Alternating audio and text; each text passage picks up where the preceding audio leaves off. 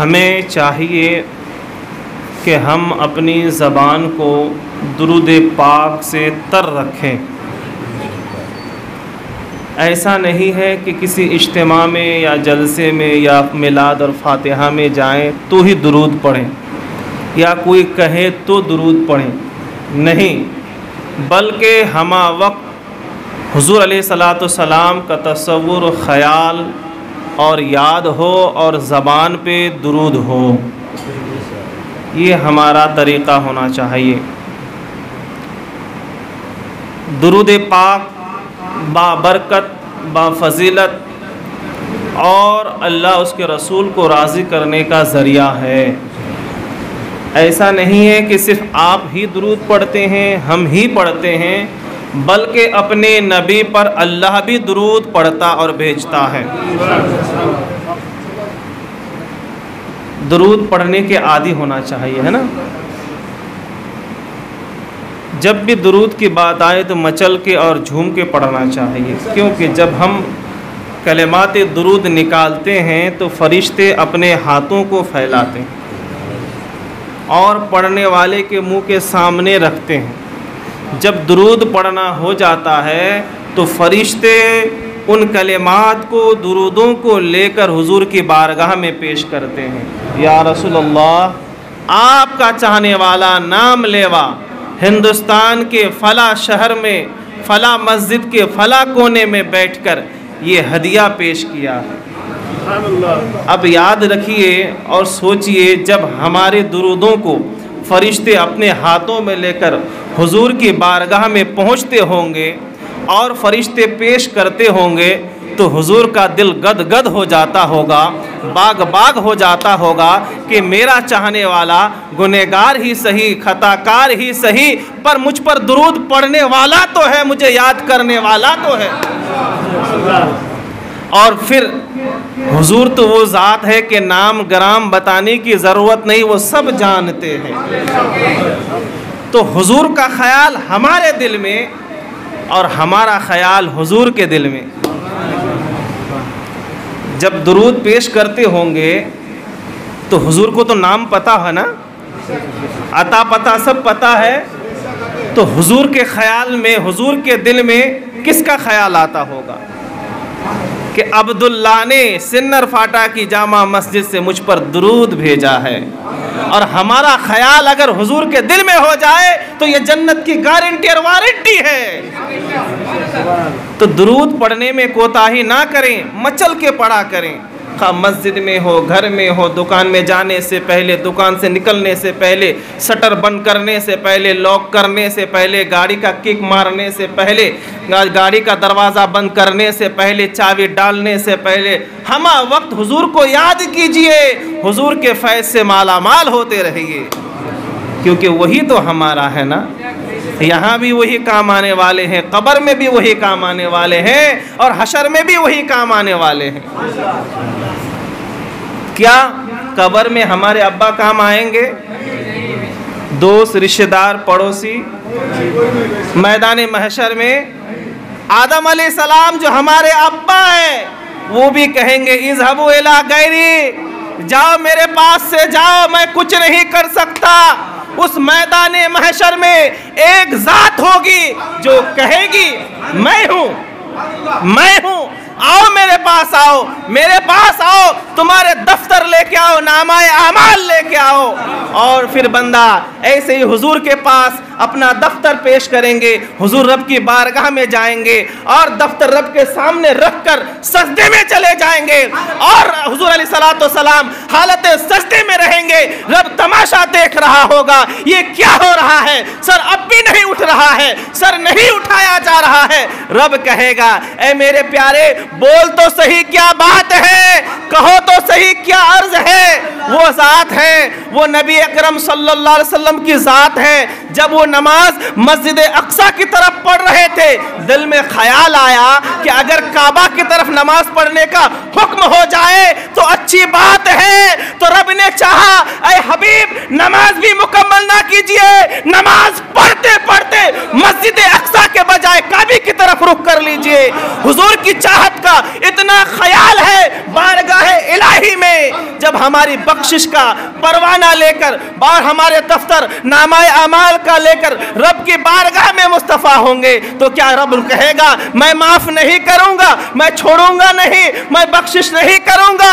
नहीं, रब फरमाएगा ऐ मुस्तफ़ा बोलो तो क्या बात है। मेरे मुस्तफ़ा क्या कहेंगे? एक लोन दिला दो, इन्हें घर दिला दो, बंगला और घोड़ा दिला दो?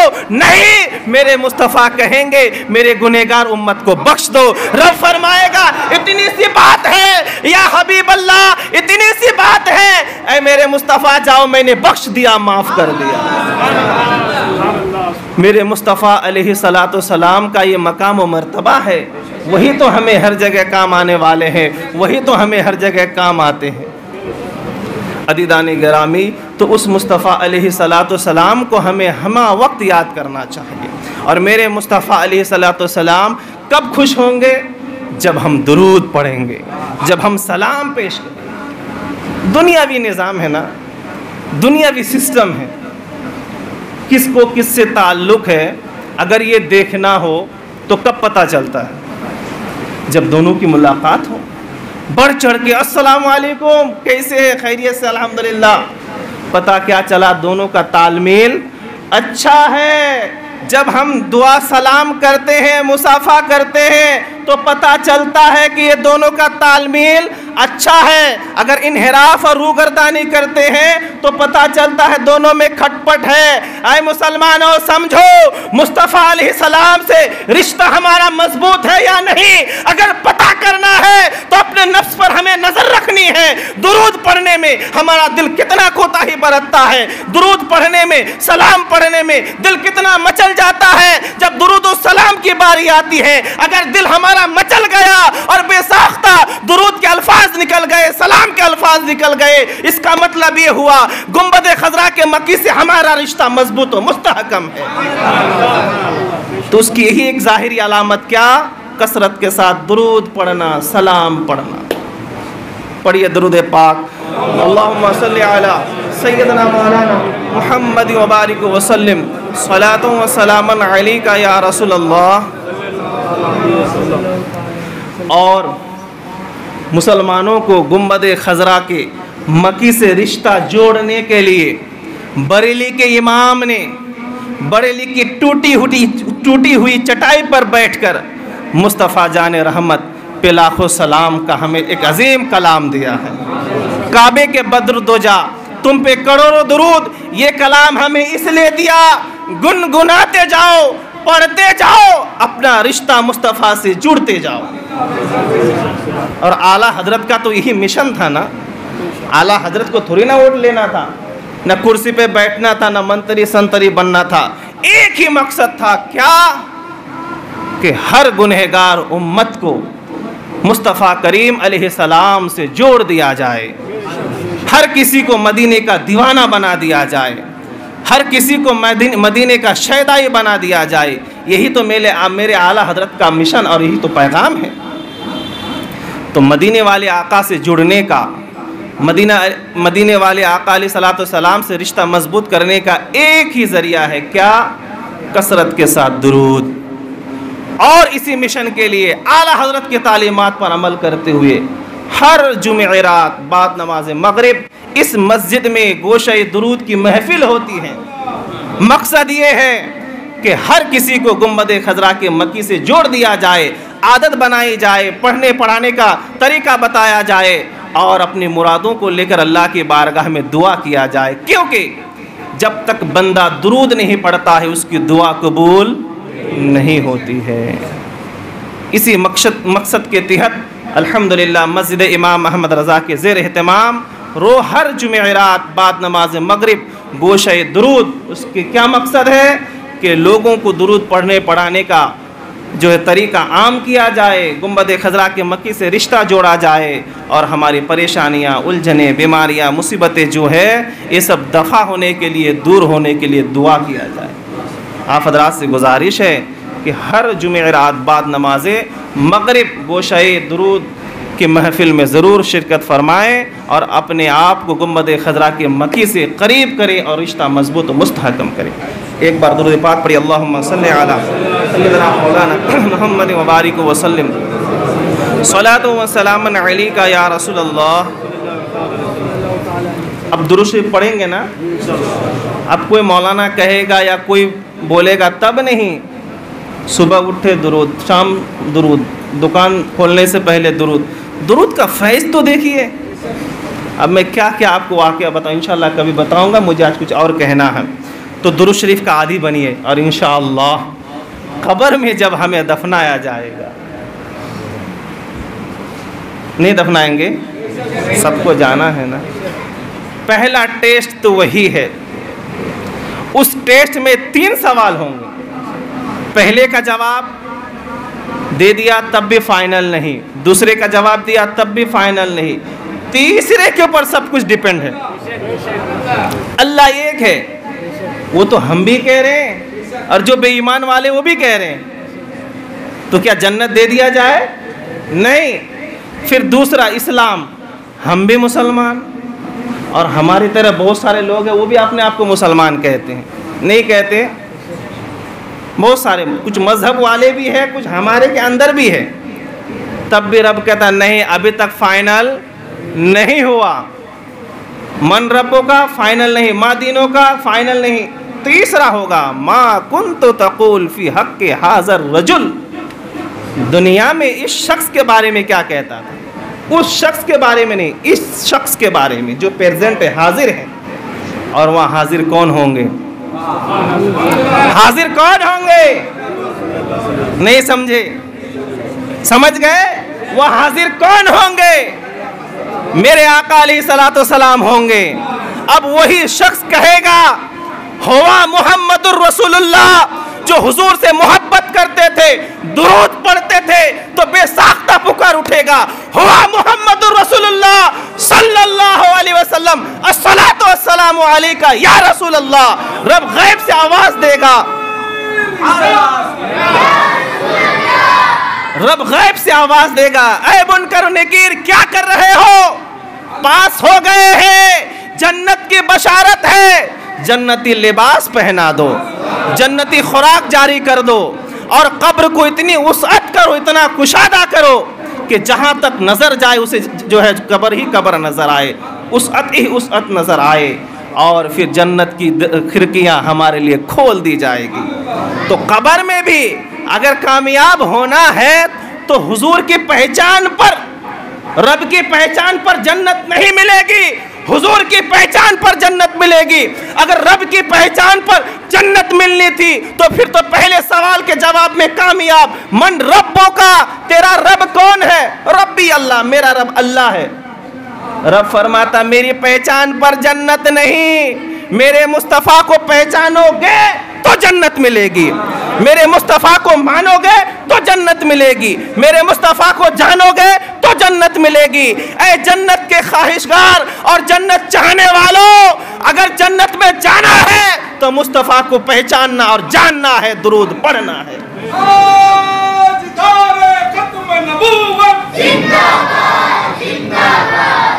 हुजूर अलैहिस्सलातु वस्सलाम की मोहब्बत, अज़मत और अक़ीदत बहुत ज़रूरी है, उसके बग़ैर कुछ चारा नहीं। और हुजूर की अज़मत व मोहब्बत का शमा दिल में रोशन करने के लिए एक ही ज़रिया है, सुबह शाम पढ़ते रहो सल्ले अला मुहम्मद, सल्ले अला मुहम्मद, सल्ले अला मुहम्मद। हर दर्द की दवा है सल्ले अला मुहम्मद, तावीज़ हर बला है सल्ले अला मुहम्मद। तो दुरूद में कोताही नहीं होनी चाहिए, यही तो हमारे बुज़ुर्गों का तरीक़ा है। मुस्तफ़ा अलैहिस्सलातु वस्सलाम को राज़ी करने का ज़रिया यही है कि दुरूद पढ़ लो। दीदाने गिरामी, तो अपने अंदर एक आदत पैदा कीजिए, एक ज़ौक़ और शौक़ पैदा कीजिए, और वो क्या? दुरूद पढ़ने का। 11 मरतबा, 21 मरतबा, 40 मरतबा, 100 मरतबा, कोई बड़ा काम नहीं है। इससे क्या होगा? धीरे धीरे धीरे धीरे हमारा दिल जो जंग लग चुका है वो साफ़ सुथरा हो जाएगा और यहाँ अल्लाह का नूर आएगा, दिल मुनव्वर हो जाएगा, दिमाग रोशन हो जाएगा, ईमान जगमगाने लगेगा, हमारे अहवाल बदलेंगे। हमारे अफ़ाल बदलेंगे, हमारे किरदार बदलेंगे, हमारे अंदर एक तब्दीली आएगी। और क्या तब्दीली? एक नूरानी तब्दीली, इरफानी तब्दीली, हक्कानी तब्दीली, जन्नत में जाने वाली तब्दीली नज़र आएगी। अल्लाह पाक हम तमाम को दुरूद का आदी बना दे। अब बात दुरूद की निकली तो आपको मैं बताते चलूँ, आप हम जो दुनिया में आए हैं ना, किसकी वजह से जी? वजह तख्लीक़ कायनात तो हुजूर है। अब मैं मेरे अब्बा से, मेरे अब्बा उनके अब्बा से, उनके अब्बा उनके अब्बा से, इस तरह से जोड़ते जोड़ते कहाँ जाएंगे? आखिर में आदम अलैहिस्सलाम। आदम का रिश्ता किन से हुआ? बोलिए, हज़रत माँ हव्वा रज़ियल्लाहु ताला अन्हा। तो आदम अलग है, हव्वा अलग है, दोनों एक दूसरे के लिए हराम। एक लड़की एक लड़का एक दूसरे के लिए हराम। हलाल करने का क्या ज़रिया है? निकाह। तो आदम और हव्वा का निकाह हुआ, महर क्या था? बोलिए, जब तक कोई आदमी महर अदा नहीं करेगा या अदा करने का वादा नहीं करेगा, निकाह नहीं होगा। ये मसला मालूम है ना? निकाह हुआ, लड़के से पूछा, भाई 7,786 रुपये के एवज़ में फला लड़की को तुम्हारे अक़्द में दिया। लड़का बोलेगा मैं महर वारा नहीं अदा करता, निकाह होगा? अब लड़का बोलता करता, तो फिर पूछते कब? अभी के बाद में? अभी चल हलाल, बाद में कर दूंगा हलाल। मतलब जब तक महर अदा करने का इकरार नहीं करेगा तब तक निकाह मुनाकिद नहीं होगा। हज़रत आदम से जब पूछा गया महर अदा करोगे, आदम अलैहिस्सलाम ने फरमाया हाँ अदा करूँगा। क्या अदा करोगे? हव्वा को क्या चाहिए? सोना, चांदी, जायदाद, ज़मीन, वो तो जन्नत में है और किसी चीज़ की ख्वाहिश थोड़ी ना है। क्या है? कैसे अदा करें? तो रब ने फरमाया, ऐ आदम, अगर हव्वा को अपने लिए हलाल करनी है तो महर अदा करना पड़ेगा। आदम पूछते, मौला महर मैं क्या अदा करूं? तो रब ने जवाब दिया, महर ये है, मेरे मुस्तफ़ा करीम पर दुरूद पढ़ लो, यही महर है और इसके ज़रिए हज़रत हव्वा तुम्हारे लिए हलाल हो जाएगी। अगर वहाँ हज़रत आदम अलैहिस्सलाम इकरार नहीं करते कि मैं दुरूद नहीं पढ़ता, मैं दुरूद नहीं भेजता, तो हज़रत हव्वा हलाल होती? फिर आप मस्जिद में होते? तो हम भी अगर दुनिया में आए हैं तो फैज़ान दुरूद है, वजह दुरूद है, दुरूद पढ़ने की वजह है। तो हम कौन से मुसलमान हैं? दुरूदी मुसलमान है। अपने आप को फ़ख्र से कहो, हम दुरूदी मुसलमान हैं। दुरूद की बरकत से अल्लाह ने हज़रत आदम के लिए हव्वा को हलाल किया और इन दोनों के रिश्ते होने की वजह से अल्लाह ने इंसानों की आबादियाँ की और आदम से हमको पैदा फरमाया। तो हम अगर दुनिया में आए हैं तो ये फैज़ दुरूद का है, तो दुरूद को भूलना नहीं चाहिए, दुरूद से इन्हिराफ नहीं करनी चाहिए। जब दुरूद पढ़ी जाए तो आंखें बंद हो या खुली हो, तसव्वुर में गुंबद खजरा हो, इस यकीन के साथ कि कोई सुने ना सुने। बरेली के इमाम ने कहा, दूर नज़दीक के सुनने वाले वो कान, काने लाले करामत पे लाखों सलाम। मुस्तफ़ा को तुम धीरे से आवाज़ दो या ज़ोर से आवाज़ दो, मेरे मुस्तफ़ा सुनते हैं, जानते हैं। इस अक़ीदे के साथ आला हज़रत को मानने का क्या मतलब है? आला हज़रत कहो नहीं, आला हज़रत का मानने का मतलब ये भी एक है कि तुम ये मानो कि मैं धीरे से पढ़ूं कि आवाज़ से पढ़ूं, मन से पढ़ूं कि ज़बान से पढ़ूं। अगर मैं दुरूद पढ़ रहा हूं तो मेरे मुस्तफ़ा सल्लल्लाहु अलैहि वसल्लम सुन रहे हैं। इस अक़ीदे के साथ दुरूद पढ़ा जाए। ऐसा नहीं बस दुरूद पढ़ रहे हैं तो पढ़ रहे हैं, बाजू वाले, आजू वाले, इधर वाले, उधर वाले, मोहल्ले वाले सुन रहे, नहीं, हमें इनको उनको नहीं सुनाना है। इस यकीन और अक़ीदे के साथ पढ़ना है कि हम जब यहाँ दुरूद पढ़ते हैं तो मुस्तफ़ा सल्लल्लाहु अलैहि वसल्लम अपने कानों से सुनते हैं। इस तरह से दुरूद पढ़िए। और जब इस तरह से दुरूद पढ़ेंगे तो हमें फैज़ मिलेगा, फैज़ ख़ास मिलेगा। एक बार दुरूद पाक पढ़िए, अल्लाहुम्मा सल्लि अला सय्यदना मौलाना मुहम्मद व बारिक व सल्लिम सलातो व सलामन अलैका या रसूलल्लाह सल्लल्लाहु अलैहि वसल्लम। एक बंदा सुबह नहाया धोया, काम धाम के लिए निकल रहा था। निकलने से पहले उसने एक बार या चंद बार दुरूद शरीफ पढ़ा, काम पे जाने से पहले या नींद से उठने के बाद, या जब भी एग्ज़ाम्पल के घर से बाहर निकलते समय या कोई सफ़र में जाते समय दुरूद शरीफ पढ़ा। तो मुस्तफ़ा अलैहि सलाम सुने कि नहीं सुने? बोलिए, सुने कि नहीं सुने? सुने ना। मैं घर से निकल रहा हूँ दुरूद पढ़ के, मेरे मुस्तफ़ा सुन रहे हैं। जब मेरे मुस्तफ़ा सुन रहे हैं तो ये भी जान रहे हैं कि मेरा उम्मती जा कहाँ रहा है। जिस काम के लिए हम निकलेंगे उस काम से पहले हम मुस्तफ़ा को इन्फॉर्म कर दिए, या रसूल अल्लाह उन्जुर हालना इस्मा कालना, या रसूल अल्लाह हमारे ऊपर करम फरमाइए, हम दुरूद पढ़ के निकल रहे हैं, तो क्या हुजूर हमारी मदद नहीं फरमाएंगे? उनकी नजर इनायत होगी, तवज्जो खास होगा, उनका करम होगा, नवाजिश होगी। इंशाअल्लाह हम जो है वो काम में कामयाब होकर वापस लौटेंगे। उस काम में अल्लाह ताला हमें खैर व आफियत अता फरमाएगा, उस काम में हमें भलाई अता फरमाएगा, उस काम के ज़रिए अल्लाह ताला हमें उन्नति और तरक्की अता फरमाएगा। तो अल्लाह के तवज्जुहात, अल्लाह के इनाम व इकराम, उसकी जो नजर इनायत को पाने का एक ज़रिया ये है कि मुस्तफ़ा करीम सल्लल्लाहु अलैहि वसल्लम पर दुरूद पढ़ के कामों को शुरू किया जाए, क्योंकि अल्लाह ताला डायरेक्ट देता है, वो दे सकता है, वो दिया है, वो देगा, लेकिन ज़रिया को पसंद फरमाता है, वसीला को पसंद फरमाता है। और जो बंदा अपने हबीब को वसीला बनाता है तो उसके ऊपर तो और ख़ास तवज्जो फरमाता है, क्योंकि बहुत सारे लोग कहते हैं इनको उनको राज़ी करने की क्या ज़रूरत, खुदा कादिर मुतलक है।